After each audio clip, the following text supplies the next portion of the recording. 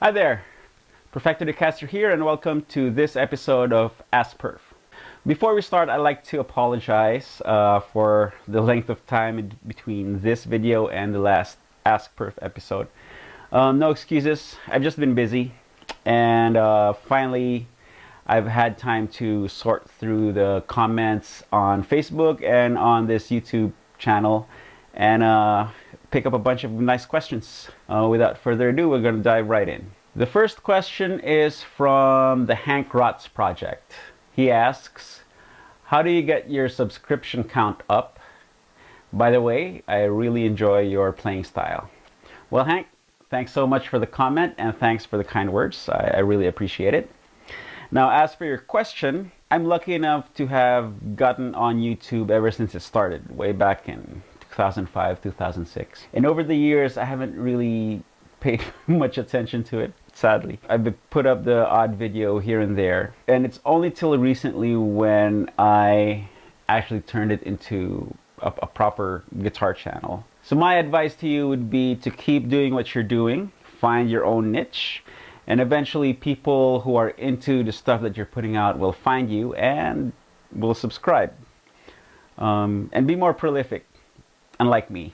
Okay, our next question comes from Van. He says, thank you for this. I got a question, Sir Perf. Do you have a specific wood combination that you like most on electric guitar? I am going to buy another guitar, and it seems that I always go for a basswood body plus maple neck plus rosewood fingerboard. I don't think I have like an absolute must-have wood combination for electric guitar. I play them all, you know, maple necks, maple fingerboard, rosewood fingerboard, ebony fingerboard, ash body, basswood, mahogany, maple. I mean, I evaluate each guitar based on their individual merits, not based on the parts that that makes it up. And I feel that's a better way to go about things, because you never know. You may think that your go-to wood combination is basswood and maple and rosewood, but then you'll come across an all mahogany guitar and you'll just love it. You know? And if you have that predisposed bias, then you probably wouldn't have even considered picking that guitar up just cause it's made out of a specific wood. So try them out, try them all, and have fun. Okay, our next question is from Jacques Malacote. I hope I pronounced that right, but if I didn't, I apologize. He says, be honest, did you change your name to Perfecto after you became so accomplished at shredding? We won't judge you for it. That's funny. No, I didn't change my name. It's on my birth certificate and it's all in my legal documents. It's a big responsibility. Our next question comes from Jesse Balinger. Okay. He asks, how can I get the most out of preamp pedals? If I want to run them in the effects loop, can I still run an overdrive in front of the amp? And how? Or do I have to run it before the preamp and into the effects return? If you have a preamp pedal and you run it into the effects return of whatever amp you're using, you're effectively bypassing the front of the amp. Okay, nothing passes through there anymore. So sticking an overdrive pedal in front of it doesn't really do anything. Okay. So if you still want to use your overdrive pedal, you have to stick that overdrive pedal in front of the pedal preamp that you're using. That's going into the amp's effects return. With that in mind, this is a good time to plug amp tweaker pedals. These boxes are preamps by themselves, so you can run these into the effects return and straight into the power amp of whatever amp you're using. Now, the neatest thing about these pedals is what they call the sidetrack loop, okay, which is basically an A/B switcher. So what this will allow you to do is you can slave the front of your amp to this pedal so that you can switch between the front of amp preamp or the amp tweaker preamp running into the effects return. Okay, and the way to do that is you plug your guitar into the input of the amp tweaker, Then you take the sidetrack send, plug it in front of your amp input. Take your effects send and plug it into the sidetrack return of the amp tweaker. Okay, and then the main output of the amp tweaker goes to the effects return of the amp. So you're basically treating the amp preamp, the front of amp, as another pedal that is slaved to the amp tweaker. So when you step on this switch, light is green. You're using the amp front of amp. Step in it again, light is red. You're using the amp tweaker preamp. Let's say you have an overdrive or whatever effect. All you need to do is to switch either your amp tweaker preamp or your front of amp, and then you can engage whatever pedal you want. Okay, so I hope this answers your question. Okay, our next question is from Lindil Angelo Parzuelo. Okay, and he asks, Sir Perf, any acoustic blues technique that you can share? Okay, I don't really play acoustic blues, but I'll give it a shot. Probably the best thing you want to develop is an independent thumb. Okay, and it's actually easier than you think, because for the most part the thumb holds down the beat, bump, bump, bump. So if I have a 4/4 beat, 1 2 3 4, 1 2 3 4, and then the fingers either play with the thumb or play against the thumb to give you the different rhythmic subdivisions. So let's say, okay, that's your beat. 1 2 3 4, 1 2 3. Fingers playing with the thumb.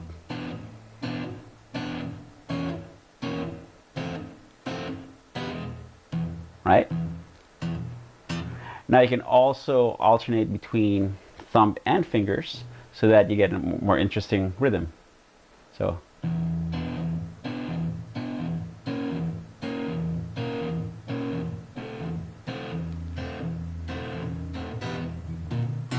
okay, so that's alternate. Now if you do a combination,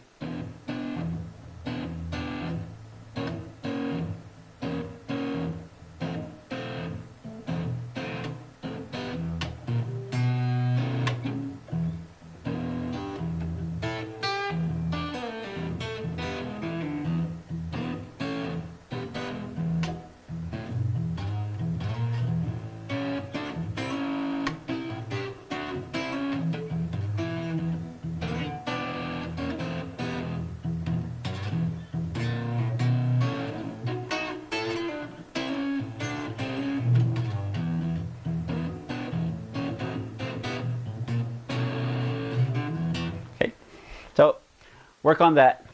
Fingers together and fingers alternating, and then play around with it. Okay, our next question is from Familia Botax. Sir Perf, can I ask on how to make a perfect feedback on sustaining a note? Feedback on a sustained note usually comes from your perfect placement of your guitar in relation to your amp. You have to have a certain amount of volume to be able to do it, as well as a certain amount of gain. Keep in mind that not all notes will feedback, because usually feedback comes from the resonant frequencies of the guitar, and those frequencies are amplified when the strings are excited, when the magnets and the speaker interacts with your guitar. I don't know if I can recreate it right now, because as great as the Chapman guitar is, these pickups are not feedback pickups. I'm also plugged into an 11 rack, which is direct. Far cry from a crank Victory amp, but I'm gonna try anyway. So like I said, you need a ton of gain and a little bit of volume, so I cranked my studio monitors to a fairly decent level, and then I'm gonna kick in a boost drive. So ton of gain there.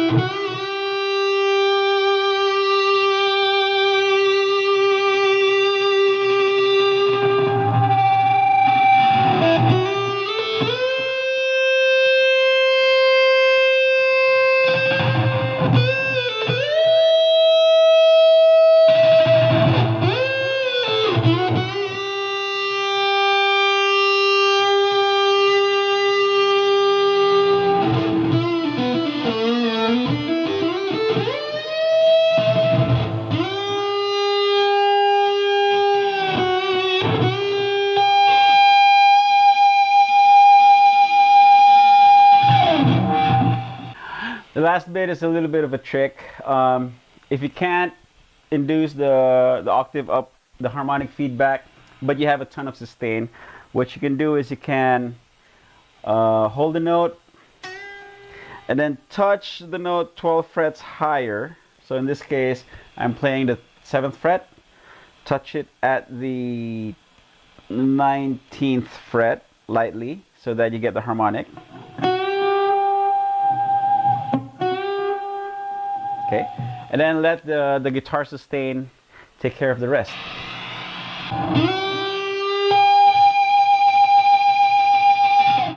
Our next question is from Erwin 3036 Abel.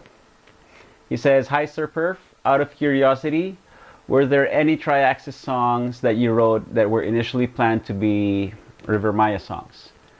Similar to how some of Slash's Snake Pit songs were initially intended for Guns N' Roses. Thanks, sir." I guess you could say that. Some of the songs on the Triaxis Further Down the Bend album were written while I was still in River Maya. I think Solitude, Lights Fell Down, and Perf's Boogie at one point was supposed to be like a River Maya song. They didn't fit the direction the band was headed. If you could hear Trip and then you could hear Further Down the Bend, they're like, so, which is why I started putting them out, recording them on my own, and and putting them out on my own. Eventually, that became the Triaxis record. So that's it for this episode of Ask Perf. If you have any other questions, feel free to put them in the comments box below, or go to my Facebook page and type your questions in the comment section. I go through everything. Hopefully it won't take as long to shoot another Ask Perf episode. In the meantime, check out my website, check out the other videos in this channel, follow me on social media, links flashing on screen at the end of the video. Okay, so see you guys again soon. Bye.